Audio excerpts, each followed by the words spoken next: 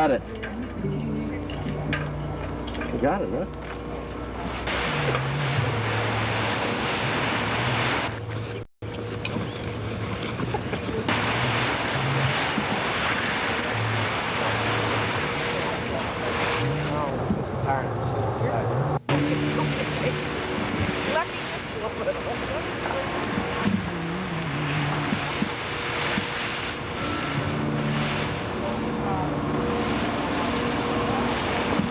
Hi, my name is Greg Cox. I guess I'll be the pilot in command this afternoon. This is my buddy, Fearful Jeff Keller.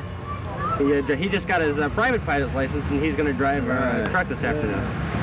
Ken Hine is also an accomplished balloonist. I believe he was the first person that crossed Downers Grove in a hot air balloon. Now, don't hold me to that. I think that's not for sure. But anyways, we're going to be running the show today.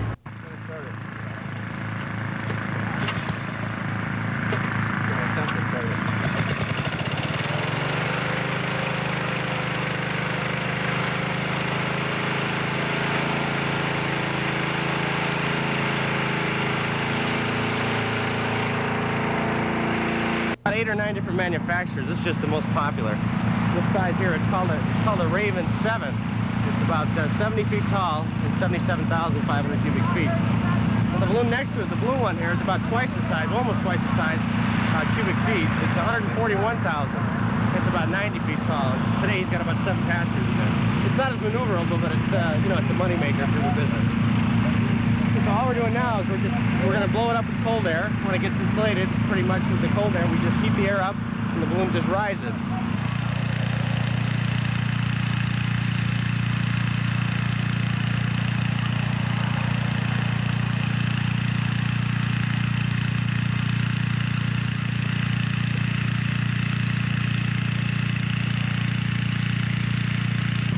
The top 2/3 of the balloon is sealed with Velcro, the top is. When we want to deflate the balloon, we pull that red line down there, and it just rips the top open. You'll see that at the end of the flight. And there's another cord there. See, the hole we're standing in is called a maneuvering vent. This is used if we want to maybe come down a little faster, vent off some of our heats. We just open that up while we're in flight and let off our heat. So I'll go ahead and now put some heat in there.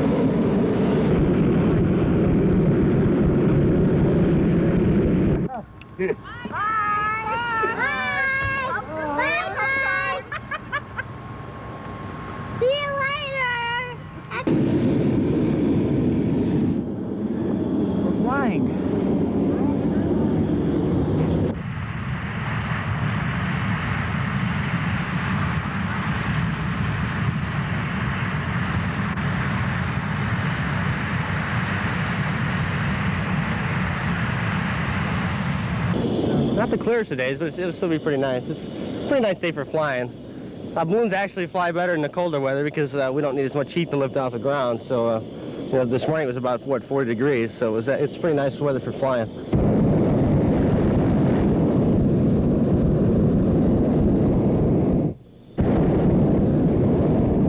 Now, where we launch from it's Plainfield. It's right down I-55 all the way to 126.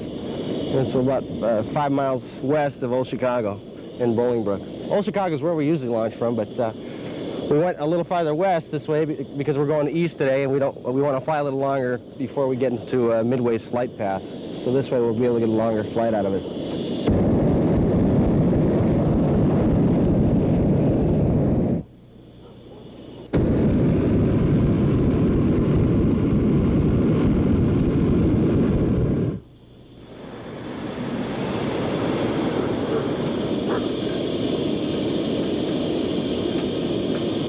was just when I was learning how to fly.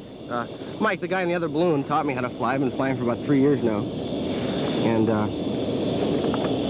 it was real early, you know, it was in the middle of summer. We were flying. It was about 5:30, 6 o'clock in the morning. And there was a guy out there fishing all by himself in that pond. And we were coming like right for him. So I says to Mike, I says, hey, let's give this guy a thrill.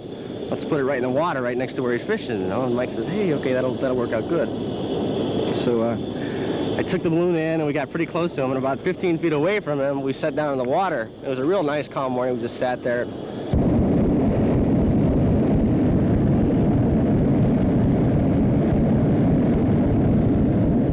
We just sat there, and the guy wasn't even looking at us. He knew we were there, but he wasn't looking at us. He just fishing along, and all of a sudden we plonked in the water, and he kind of looked over at us, and he got real mad about it because we scared all his fish. You know, I figured how many times does that happen, that a balloon comes down right where you're fishing? But he got pretty upset about it, you know.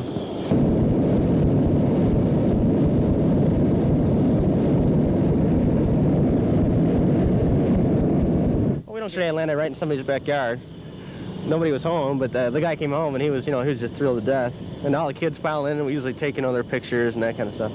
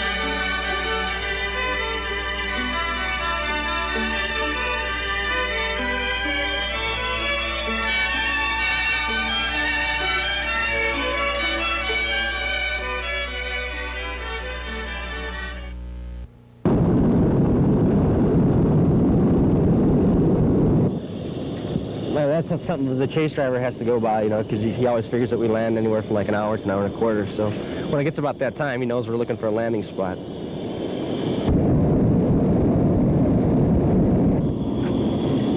Now, if there's some leaves on these trees, we could just reach over and pick up some leaves.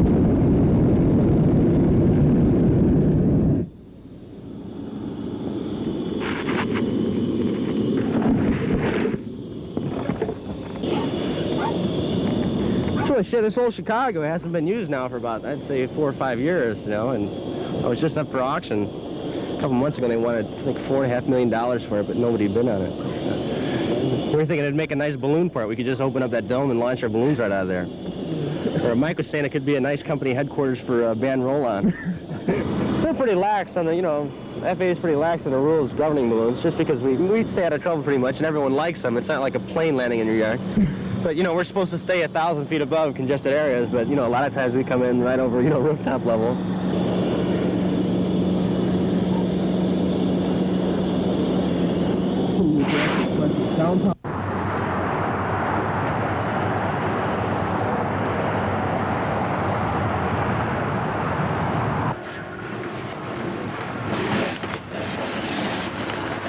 That means we come down.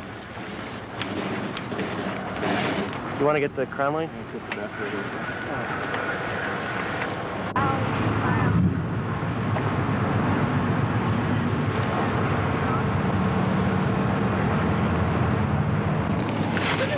Yeah, here's just putting the top back in.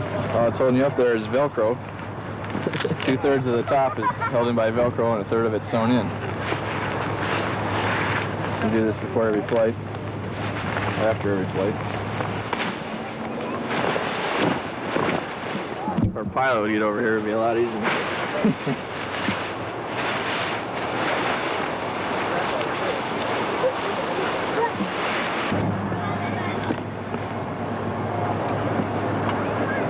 The balloons aren't allowed to land in forest preserve property. But this guy was saying, do we have a permit to land here? And I says, well, I didn't know I was going to land here until we just did. And he says, well, I think your organization should check the wind direction a little better and plan your course a lot better so you know where you're going to land, so you can ask for permission before you land. So he says, yeah, sorry, and I'll do it next flight. So. See, that's the thing is, we never know where we're going to land when we take off, and it's kind of hard to predetermine. You know, that's what makes balloon racing so fun is, you know, it's sort of a challenge to just figure out where you are going to land.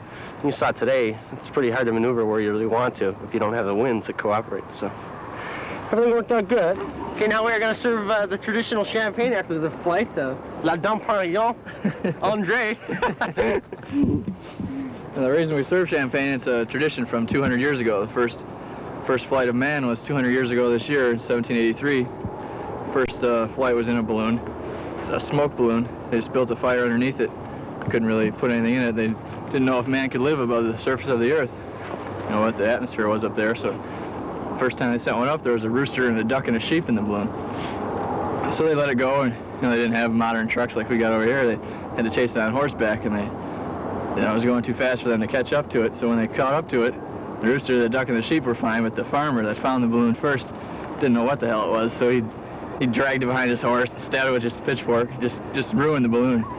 So second time they did it, sent the balloon up, they took with them a bottle of champagne to share with the farmer, you know, make the farmer happy, you know, give him something for landing in his field. So ever since then, it's been a tradition to have champagne after the flight. So, do it up. We're very thankful for that tradition. The reason I got in ballooning was just to make the champagne after the flight. Here we go. Right. Yeah. Hey! Good year? Excellent year. 83 was the best. Whoa. Confiscate my balloon, you know. It's like we're in Russia. This is a free country. That's what I thought. We land our balloons where we want to land them. Until we run out of propane. Until the world has no more propane.